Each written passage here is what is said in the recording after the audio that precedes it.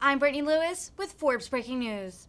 Senator Patty Murray questioned Housing and Urban Development Secretary Marcia Fudge during Thursday's Senate Appropriations Committee hearing. The Washington senator highlighted that homelessness continues to be a massive problem across her state.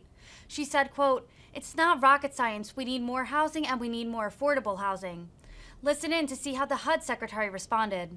Senator Murray. Thank you very much, Mr. Chairman. Thank you, Secretary Fudge, for being here with us today and for all of your work at HUD. No matter where I am in my state, whether it's Seattle, Spokane, small community, large community, suburbs, housing is the #1 topic people are so concerned about. So I'm delighted to work with you to see that we can really make sure we're boosting the funding for some really important bipartisan programs. Homelessness, actually, in my state was a crisis before the pandemic. And it's something I'm really focused on. Whatever we can get passed in a budget to help people keep a roof over their head, I'm all in. I have spoken with a lot of people who've been able to get back on their feet after being unhoused because of the funding from the American Rescue Plan, whether it was emergency housing vouchers, direct payments. That's been critical. But I think one of the most significant ways that we can tackle this crisis is by providing the resources and coordination that state and local authorities need to help people on the ground and embrace the housing first model, which we know is a really successful intervention. Can you talk a little bit about how this funding request that you have would address homelessness in our communities and the urgency of this crisis? Absolutely. Thank you very much, Senator, for the question. In this budget, there's an additional almost $600 million in homelessness assistance grants so that we are dealing with people who are on the ground every day. So that's #1. Secondly, we have also requested more vouchers, and we have requested just more money for homelessness in general. Just like the $10 billion that came out of the rescue package, we have additional resources in this package just for homelessness. But I would also say that the U.S. Interagency Council on Homelessness has put in place what we're calling a House America plan that I was just talking with the senator about, right, where we are asking communities, and your state and your city has already signed up to be a part of it, with the resources that we have from the rescue plan, how are they going to use those to assist us in getting homeless people off the street, and what number of homeless people are they committing to us that they're getting off the street? Seattle was a leader in it. So we are excited about the fact that many other communities have come in and agreed to do the same. But there are significant resources in addition to this almost $600 million in the president's budget to deal solely with homelessness. Okay, and the supply of affordable housing is really a critical part of this puzzle.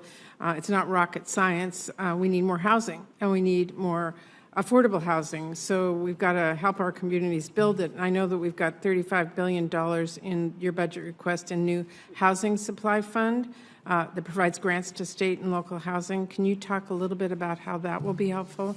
Well, there are a couple of things that we're doing. We're already working through state housing finance agencies through what we're calling the Federal Financing Bank, which is getting resources from Treasury to go to the state housing finance agencies to make lending or money for low-income and moderate-income housing affordable for builders.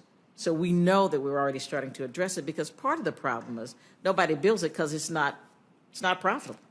So we can make it profitable by making the money basically almost free, and that's really kind of what's happening. We're also increasing Housing Trust Fund, which of course is for the lowest. We're also increasing, raising the cap on low-income housing tax credits. So there's a combination of things that we're doing to make low-income and moderate-income housing worth building. We're also, through this plan, through the President's mandatory plan, looking at a path to building at least 500,000 new homes.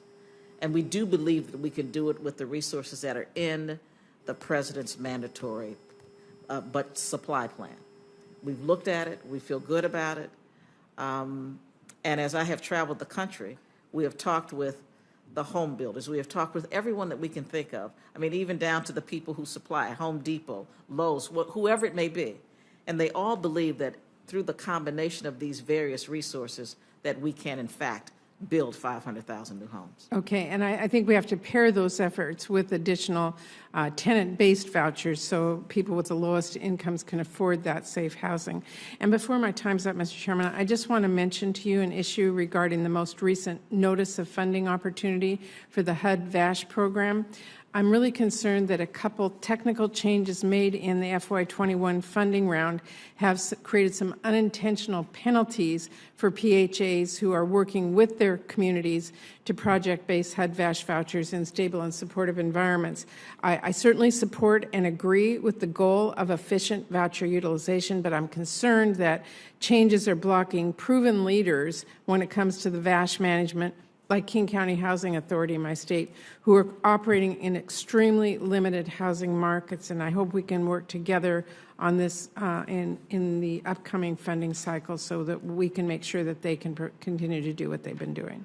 We've heard the concerns, and we are talking as well to King County and others to get the feedback to see if the changes, how they're going to be affected by the changes. So we are in communication.